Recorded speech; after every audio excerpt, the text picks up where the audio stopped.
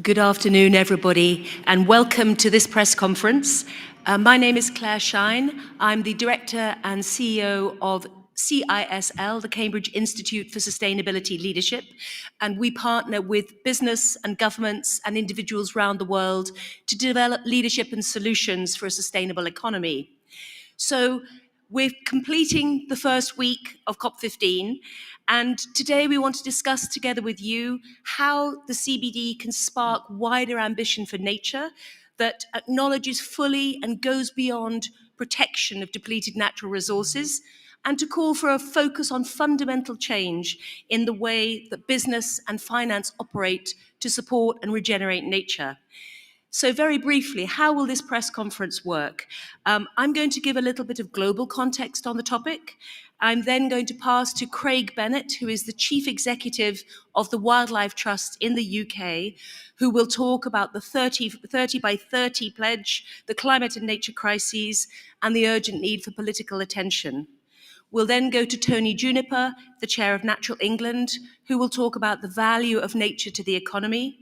And finally, to my colleague Elliot Whittington, the Director of Policy at CISL, who will talk about how business and finance need to change their approach to nature. We'd be delighted to take some questions at the end. We know we have the tyranny of the schedule, but we're hoping that we can either take questions from the floor or just after the meeting on a one-to-one basis. So some remarks from me first. The big picture around COP15. You know, we're surrounded by the data here in this conference venue of the catastrophic risks we face with the current rates of nature loss and damage. That doesn't just hurt our living systems, the life support of our planet. It has exponential impacts on people, on livelihoods, on the viability of business, and the viability long-term of whole economies. It has exponential impacts and consequences for peace, stability, and cohesion, whether within countries or across the world. So the time is now at COP15 to use this pivotal moment to put nature center stage, backed by high-level leadership. And for that, of course, we need a strong and bold global biodiversity framework to set the course. So we're keen that week 2 shows stronger ambition, marked progress, and really bold outcomes at the end. Just 3 points from my side. It's time to stop nature being the poor relation in this conversation. We need a common action agenda between climate and nature, because both are needed for viable economies. Healthy nature and healthy climate are mutually reinforcing. Fix nature, and we go a long way to fixing climate. The solutions are mutually reinforcing. And yet, most governments, most business, and most financial institutions still treat them in separate buckets. And as many of you will have observed, the level and visibility of a high-level political leadership here this week for nature is very different from what you will have seen at COP27 for climate in Egypt. So true future-focused leadership for nature must include finance, business, and senior political decision makers. Point number 2, let's think about voice. Who is at the table? Those who most visibly speak up for nature and its life support systems don't span the full range of those who should and can step up to push for change.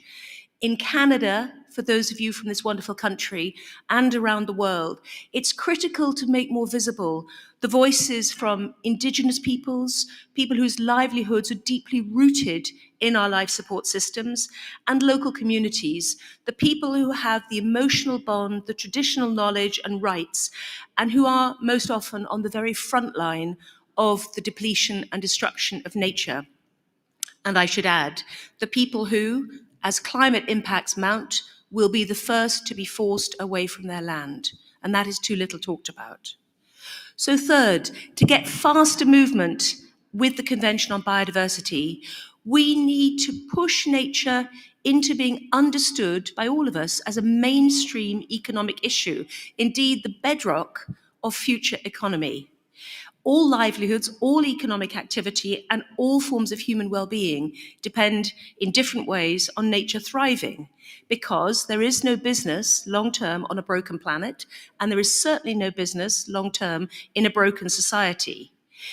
Business as usual right now is costing us. It's costing business directly and in terms of the lost opportunities for innovation.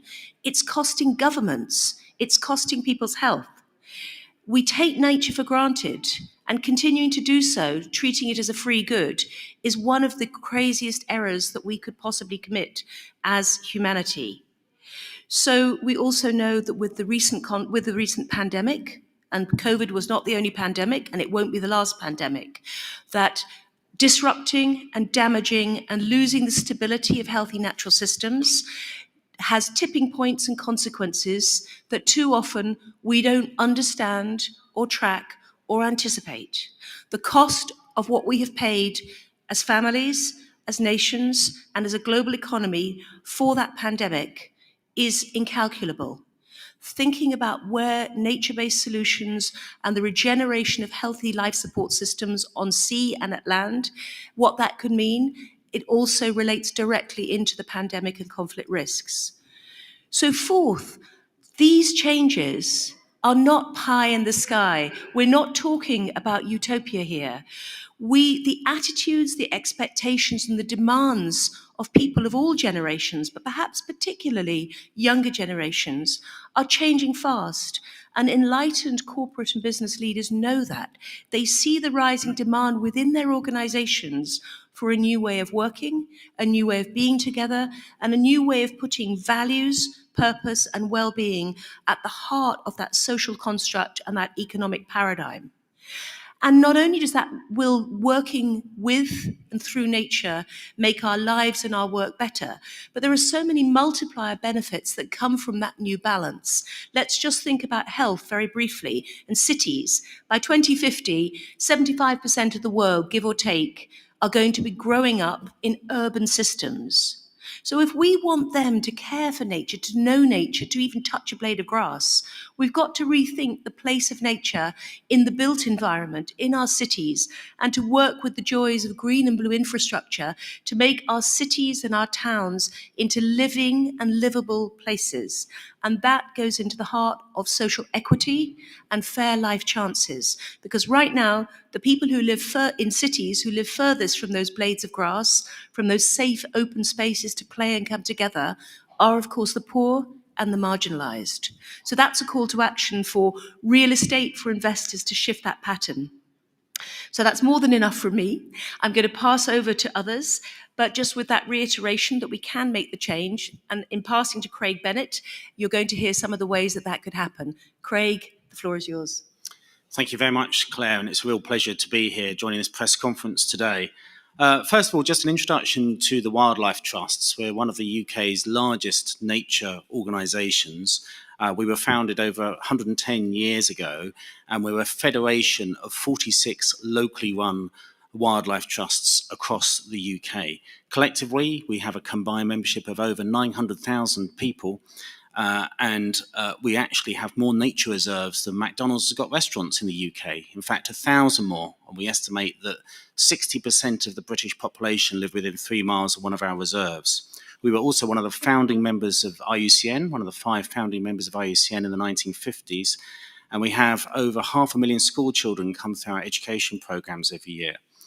But what we really focus on is that connection between people and nature, and particularly the role of local communities and the role that they can play in helping move to a more nature-positive world.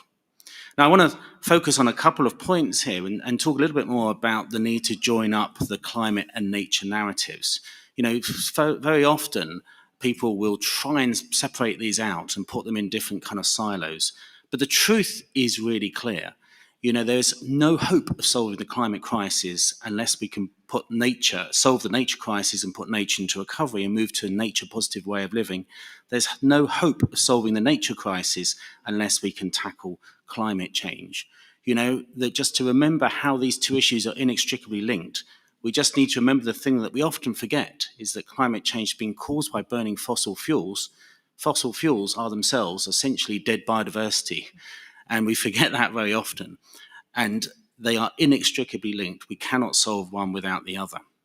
Now, in the climate negotiations that have happened over many years, finally we focused on that target of trying to hold global temperatures to less than 1.5 degrees above pre-industrial levels. And although that doesn't tell the whole climate story, nothing like, it has become something for companies, for governments, for NGOs to focus on and ask, where are the clear plans that we need to try and make sure we hold temperature rises to not more than 1.5 degrees. And you'll be familiar, there's a lot more to be done there. We're nowhere near where we need to be on tackling the climate crisis. But at least that focus has enabled us to start thinking about the measures needed to tackle it.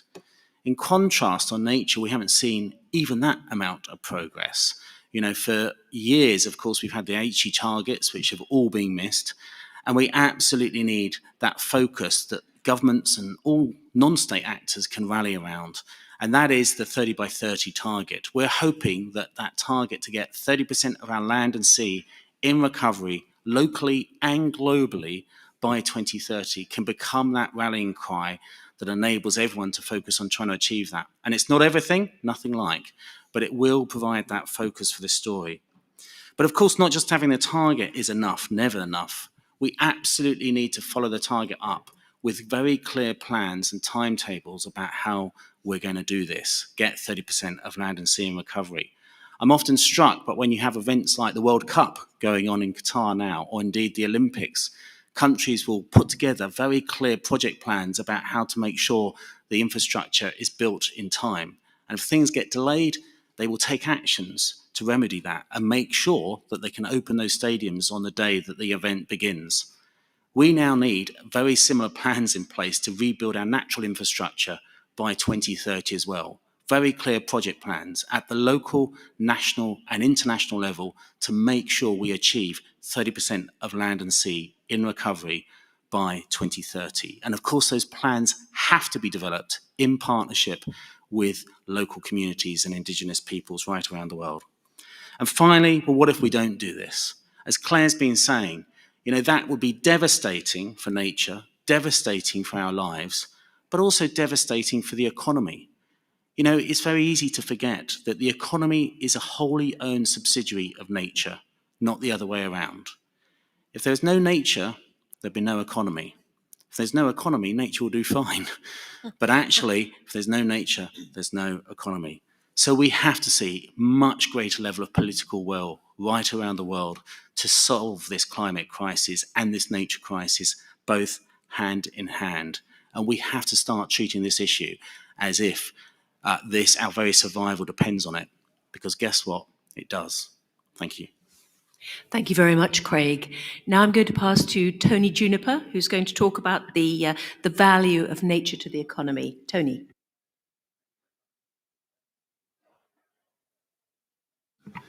Thank you, Claire. Good afternoon, everybody. Great pleasure to be able to share a few thoughts this afternoon. I am the chairman of a British government agency called Natural England. We're independent from government, but work very closely with policymakers in providing scientific advice to inform the direction of policy, and also work as a delivery partner to government on the ground, delivering the things that are decided. And we very much look forward to taking forward the consequences of this meeting on the ground in England during the years ahead. I just wanted to make a few remarks this afternoon about the importance of seeing this economic dimension that Craig has touched upon, and to get beyond where we have been for some time, I think, in seeing, at least implicitly, if not explicitly, the decline of nature as the price of progress. A regrettable but inevitable consequence of how we meet people's needs and how we improve prosperity and comfort across the world. And I do think that frame of reference whereby nature has been seen as expendable really has arisen from the misunderstanding of the economic contribution of the natural world to various other elements of our societies and economies. And this is now quite well-trodden science in terms of the quantification and understanding of different ecosystem services, which are absolutely critical in protecting and conserving human well-being into the future. the climate change question Craig just touched upon. There is no way we can achieve a 1.5 degree to 2 degree temperature limit unless we invest in the recovery of the natural world. And indeed, our ability to adapt to inevitable climate changes. Already we can see the consequences of degraded landscapes in exacerbating, for example, the impacts of coastal flooding or the impact of very heavy rainfall. Very often we see the rainfall statistics, but we don't understand that in parallel with that more extreme weather is the extent to which it's being exacerbated by degraded soils, missing wetlands, and cleared forests. Also a huge dimension, of course, in relation to food security. Sometimes nature recovery targets are presented as a choice in the food security space, and yet there is no economic sector which is more dependent on a healthy natural environment than our food system. For healthy soils, stable climate, pollinating insects, sufficient water, natural pest control, all of these are providing multi-billion-dollar services which often are invisible on balance sheets. And then, of course, the contribution to human health and well-being, especially in a world which is still rapidly urbanizing, the contribution to public health arising from access to vibrant, beautiful natural areas is very considerable, especially as the world now grapples with the rise of chronic long-term conditions, including inactivity, conditions linked to inactivity, depression, anxiety, and so forth. Nature can help with all of that. And of course, nature is our ultimate water utility. All of the fresh water on this planet is endlessly recycled by nature, and without that, of course, we cannot have any kind of social or economic stability. Those kinds of contributions, they have been quantified at different times. One of the most impactful studies, I believe, is the one from Robert Costanza and colleagues published in 2014, which estimated that the contribution of all those ecosystem services I mentioned, plus others, is worth about $125 trillion per year in 2011 numbers. Note in that same year that the global GDP was 75 trillion. So we have natural services much bigger than GDP. The only trouble is, of course, that we don't measure them. And we've invented an economic system that sees the liquidation of nature as positive to GDP rather than something we should subtract from it. So some major shifts in how we think about economic development and growth is needed. And I do hope that one of the messages that will come from this meeting is that this agenda for nature recovery, it is not at heart an environmental issue. It is an economic issue, and it is about social well-being. And I do hope that during the coming days that negotiators will be able to work together to be able to find compromise and common cause in coming with a program that matches the challenge at hand. And it is worth remembering that in the past we haven't prevailed in the targets that previously have been set, including those agreed in Nagoya in 2010, the Aichi targets, none of which were met at the global level. And I do believe one reason for that is the extent to which we failed to see that this is a central economic question.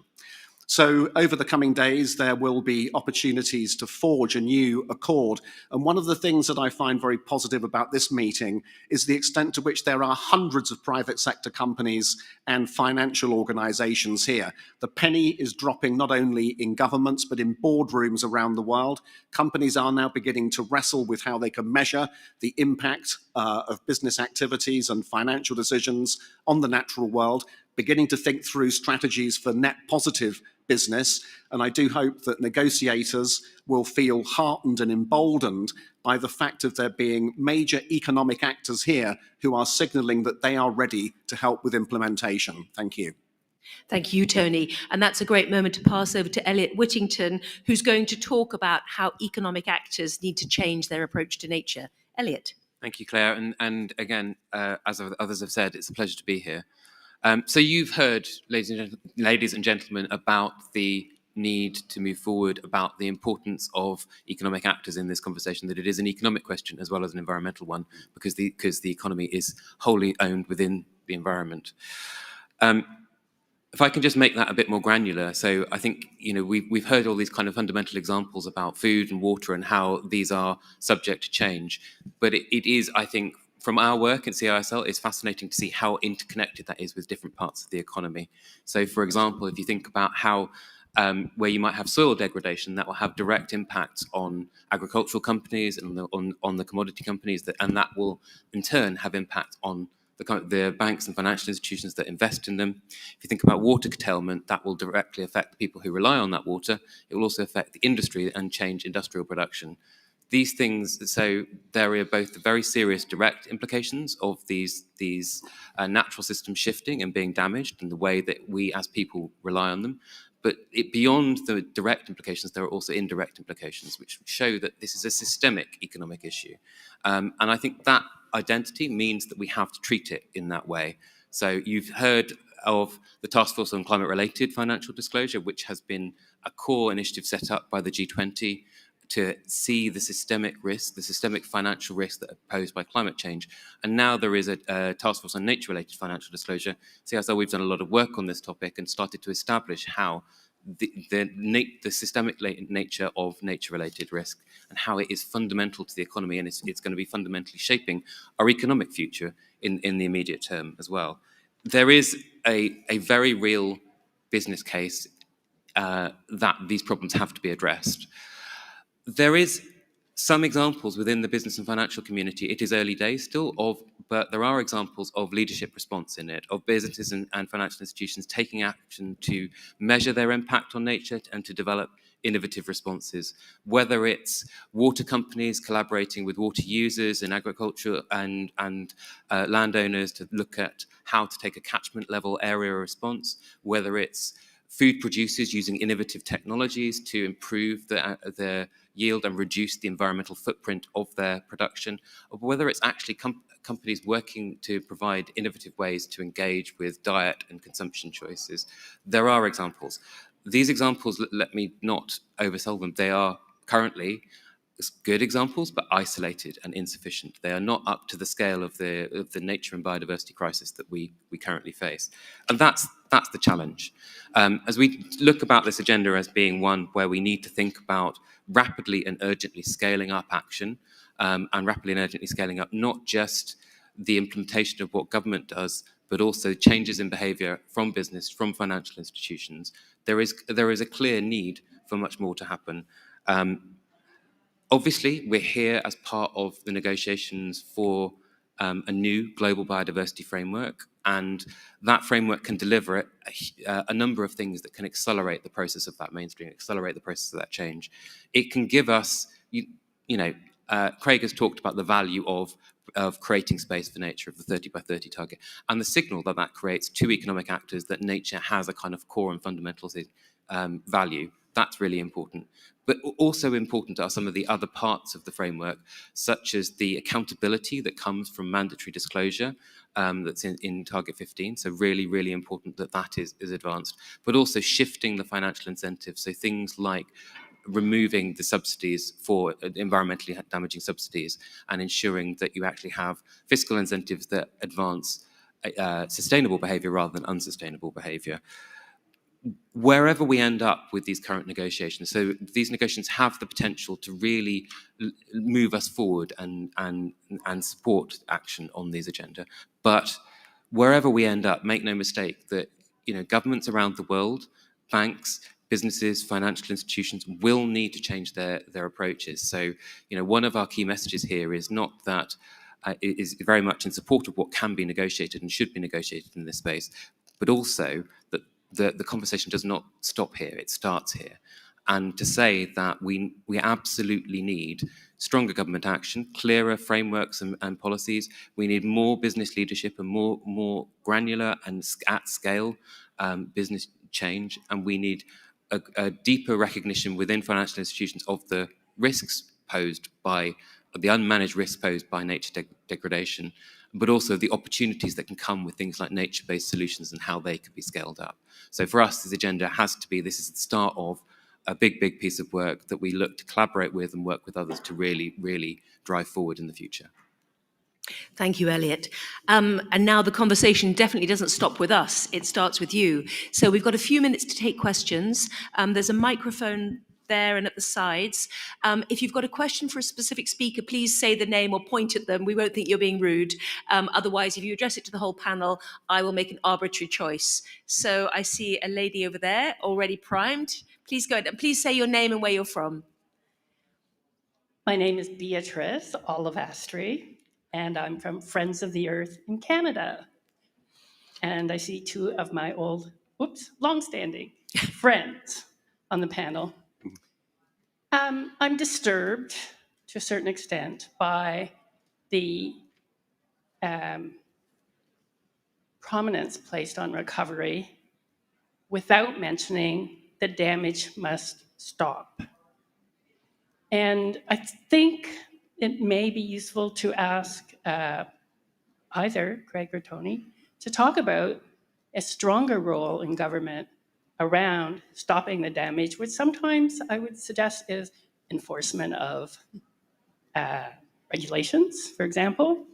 And in the context of these negotiations, specific targets like Target 7 that would have a reduction of pesticides by, I don't know where it's at right now, started at 66%, but very specific targets to which accountability can be attached. So, I mean, I'm very impressed with where the work is going on recovery. I think nature-based solutions is in danger of being all about recovery and not about stopping the damage. And I'd like your comments on how do we start there and what can we do at this meeting to put that in place? Thank you, Beatrice. I'm going to pass straight to Craig, particularly because he's so rooted at the local level. Yeah, thank you very much, and nice to see you, Beatrix. You're absolutely right, of course. We, of course, have to stop the damage of existing nature. It is crazy the extent to which we are still seeing the erosion of nature right around the world, and we have to stop and turn it around. And so I think it is very useful to have a narrative that's about being nature positive, to be clear that this is not just about slowing the decline of nature, but reversing it. But of course, you are 100% right to say we've got to stop the appalling damage that's still being caused to nature around the world, and the role that governments and corporations are still engaged in doing that, and the impact that has on local communities. You also mentioned issues like pesticides, and we often focus around space for nature and protected sites, and that's very important.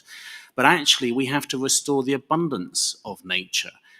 Nature doesn't work unless you have species in proper natural abundance. And perhaps one of the best things we could do for that is to dramatically reduce the use of pesticides. And actually, Wildlife Trust Wales has the youth movement in Wildlife Trust Wales in the UK agreed a manifesto for this COP to go to the Welsh government, calling for a target in Wales to reduce pesticide use by 2/3 by 2030. And I think that shows just the kind of feeling of young people, yes, in Wales, but I think echoed around the world, about the need for governments to move far faster in tackling the nature crisis, both by protecting sites and removing chemicals that are designed to kill biodiversity. Thank you, Craig. Tony, do you want to add anything? Or? Yeah, just add a couple of thoughts, Claire. Very good question, Beatrice, and nice to see you again.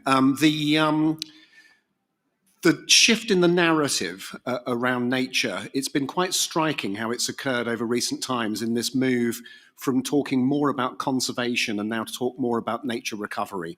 And I do think this is very important. For me, it's implicit that conservation is kind of the bedrock of nature recovery. We can't recover if we don't hang on to what's left. But if you look at the situation in England as an example, we've got something like 4,000 protected areas, most of them tiny, fragmented, and basically it is insufficient either to conserve what remains because they're so small and they're so isolated from one another, but also is a reflection of how we don't have enough nature left to do all the things that we need to do, to catch carbon, to purify water, to support public health and well-being. So moving into this space where we're explicitly talking about not just hanging on to what's left, but getting into recovery, I think for me, this is really quite an important shift of mindset. because it is about, as Craig said, about bringing back the abundance, reconnecting areas that are fragmented, trying to restore the fortunes of disappearing animals and plants by creating more space for them. So I'm quite excited about the way that it has changed. And in the UK, we have some pretty good targets on this from government, including the goal of having 500,000 hectares of new habitat being created over the coming years. At Natural England, the core of our work is around this idea of a nature recovery network. So using the existing protected areas, but making them bigger, linking them together, getting them into better shape, and in the process delivering a wide range of benefits for society. And actually that nature recovery network, we've built a partnership of different actors to deliver that with us, recognizing that even as a quite substantial and pretty big government agency, we cannot do that on our own. And in that partnership, we have 600 organizations, including the likes of Craig's organisation, but also crucially a number of private sector companies who are in common cause with us. But that reframing, to give people a sense of moving on a journey towards positivity rather than hanging on to what we've got, I do believe it is really quite an important psychological way of shifting the discussion. I want to hold on to that word excitement because I do believe we have a duty of hope in these spaces and we can act. So it's a kind of affirmative action for nature that we're really hearing. There's a lady at the back on the left there. Hi, my name is Celia. I'm a journalist from Barcelona, from Spain. Four short questions.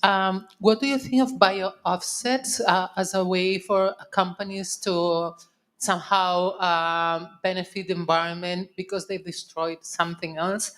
When you talk about mandatory and accountability, how can we make these targets mandatory? I believe there's a coalition called Business for Nature who are demanding or asking for that. How do we do that? Regarding subsidies, which subsidies should be eliminated? And finally, when we talk about 30-30 target, what are we going to protect under this 30-30? Thank you. Thank you. I'm going to pass the first three questions at least to Elliot, and then, yeah. Great, thank you. Very good questions. Bio-offsetting, I mean, offsetting is challenging, and there is obviously this concept of biodiversity net gain that's out there, which is like, can it be understood to be a benefit if a business or an institution is overall adding to the level of biodiversity? Does that make up for the fact that there is a level of destruction? My take is that there are obviously reasons why people invent those kind of frameworks, because we need to do more and it can help facilitate the role of doing more. But it's the fundamentally local nature of ecosystems and the interconnectedness of ecosystems means that you have to be very, very careful about those kind of approaches, because I don't think you can just take in one place and add in another place and that be appropriate. So I think there are some interesting questions, but I think there is some skepticism about that from my side. We are very supportive of and part of the Business for Nature campaign, so we absolutely support Make It Mandatory.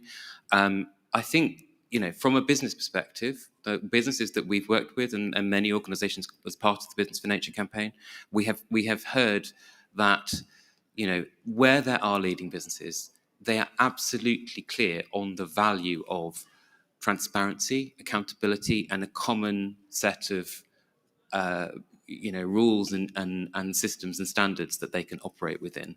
Most businesses want to be able to do the right thing, and they want to be able to do that and carry out their activities. Good, clear rules that are common and consistent and sensibly implemented are a positive for them, not necessarily a problem. There is clearly a huge question about how we implement something like the Make It Mandatory thing, and there will have to be nationally appropriate ways of doing that. But obviously what will be really, really useful is that if we can make that a good, clear global system.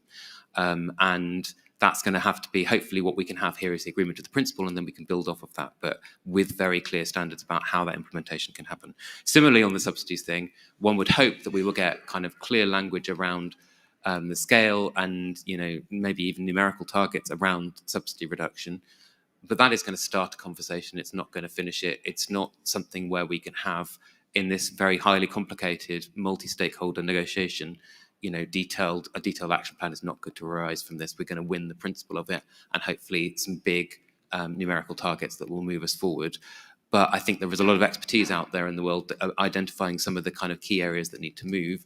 Needs to be done as part of a managed transition. These subsidies exist for a reason, and they often affect, so we're in a world where cost of living is a huge concern, and we do need to think about the social impact. But at the same time, we can't afford to be spending money damaging the ecosystems which we all rely on. Thank you, Elliot. Just a quick extra comment on offsets. Now I'll pass to Craig on 30 by 30. At first hand, I'm seeing the benefits of the science-based targets influence on the way in which companies behave. So to the question of offsets, it's in the long term, it is clear, and the signals are now going out, that to rely on offsets as the way to tick off your targets will not qualify for the kind of the kudos of the proper recognition and certification under proper science-based targets. And I've seen at first hand a company that is already completely rewriting the way it thinks about its own energy and net zero transition because of the signals being sent out informally through the science-based network. So I think your question is extremely well taken. There's a huge sensitivity, as we all know, about greenwash. ESG, for example, means all things to all men or women. But this is where the science, the evidence is so important, and it goes with what Elliot said about the accountability and the transparency. They must come hand in hand, and I would argue as well that that's also a very important piece for diplomacy. So the intersect of transparency, science, and informed diplomacy is extremely important to raise the level of ambition. Craig, on 30 by 30? Yeah, on 30 by 30, I just want to sort of say that, of course, it's going to be based on sound science to identify where's the best bits of join up, to have bigger, better, more joined up nature, to connect the precious habitats, to create the new bits of nature that can do that, create more space for nature. But it's got to work at all levels. So it wouldn't work taking just a big clump of 30% of land in one country. It's got to be working at the local level and right through to the national level. And it got to involve all actors. And one of the things I often say to people is that in the UK is that, if you've got a garden to your house in the UK, there's nothing to stop you trying to allow 30%, a third of your garden, left wild for nature, so that you too, as a household, can be part of this international movement to try and get 30% of our land and sea in recovery, 30% of towns and cities, 30% of the wider metropolitan areas, 30% of individual counties or provinces or states, and 30% nationally as well, and in our seas. And then we start to see the kind of join up, and that's going to be critically important. Just to comment also on offsets, if I can, Claire, offsets always have to be absolutely the last resort. We've seen the huge problem in the climate debate of often offsets being done as the easy option rather than stopping burning fossil fuels. And in the same with biodiversity, actually there will be some habitats that cannot be offset categorically. In the UK, we talk about ancient woodland, or here in Canada, maybe old growth forest or coral reefs around the world as well. In just the same way that we wouldn't contemplate putting a road through the Tower of London or through the Pantheon in Rome, or indeed the Parliament buildings in Ottawa. We need to see that some habitats are absolutely precious and cannot be offset. If and when offsets are put in, they have to absolutely deliver genuine additionality, but they should always be as a last resort. We are up against the tyranny of the clock. Thank you so much for coming in such numbers. I'm sorry, are we allowed a very quick additional comment from Tony? Just one quick one on the subsidies. And, this has been on the agenda at these kinds of discussions now, to my certain knowledge, for at least 30 years. And in terms of, which subsidies are most harmful to nature and biodiversity, it's really in the realm of fishing and agriculture. And those are the areas where probably we would see the biggest benefits in terms of taking a different approach. One thing that we're doing in England at the moment, that the government is doing, which is very exciting, is to switch the subsidies that used to be paid to farmers in relation to how much land they were managing for agriculture, and to transform those subsidies into payments for public goods. And so a public good is something which is not in the market and would include carbon capture, nature recovery, clean rivers, beautiful landscapes. And so this is an exciting program of policy reform, which is exactly in that space of subsidy shifting. It's work in progress, but hopefully over the coming years, we'll start to see some real impact on the ground. And certainly for the work we're doing at Natural England, which is very much in pursuit of the kind of goals which are being discussed and agreed here, that policy tool, that shift of agricultural policy to support land managers and farmers to be recovering nature, probably is the single biggest tool that we've got in the box to make a difference. Thank you, Tony, and sorry to have jumped in too soon. That's right. Thank you, ladies and gentlemen, for coming. We're very happy to continue the conversation in all kinds of ways, and we hope that you found this useful and interesting. Thank you, too, to my fellow speakers. Have a great day. Thank you, Claire. Thank you.